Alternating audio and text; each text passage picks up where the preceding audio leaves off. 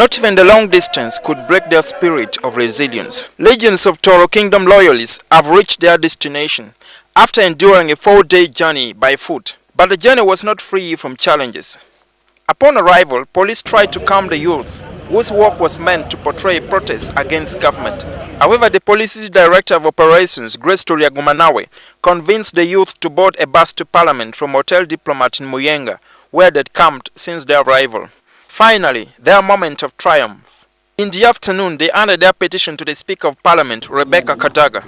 The 10 demands they made to the government were the return of 75 land titles and properties still withheld by Uganda Land Commission, compensation for wear and tear when the assets were withheld by government, return of all customarily owned land and compensation for income generated by Butiti Tea Estate, Orua Tree Plantation and other estates and forest, compensation for lost revenue and perpetual royalties from Queen Elizabeth National Park, Katonga Game Reserve and Tooro Semiliki Game Reserve, compensation for lost revenue and perpetual royalties from Queen Elizabeth National Park, Katonga Game Reserve and Tooro Semiliki Game Reserve, compensation for lost revenue from Kilembe mines, stone and sand at Kazingo and limestone at Dora, 15% remittance of net income earned by government from business entities within Tooro Kingdom, 5% royalties to districts of Tooro from companies doing businesses and exploiting minerals in the kingdom,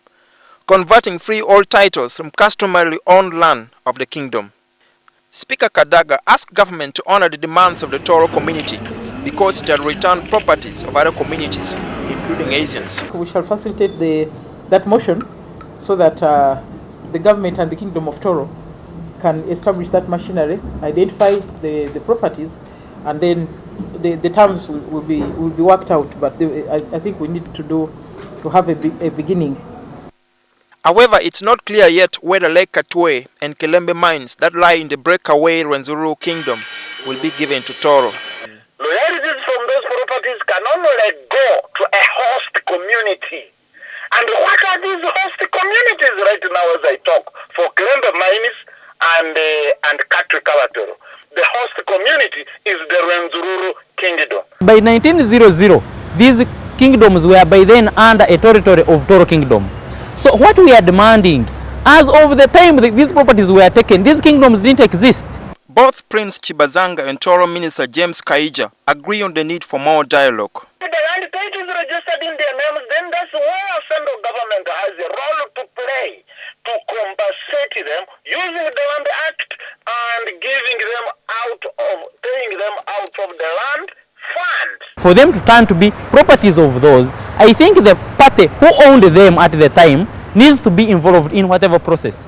We are not interested in battling for those properties at this point. These demands from Tooro come barely a few weeks after the Bunyoro Kingdom asked the president to return their property. Just last month, the president returned Puganda property, including 200 land titles. Moses Akena, NTV Tonight.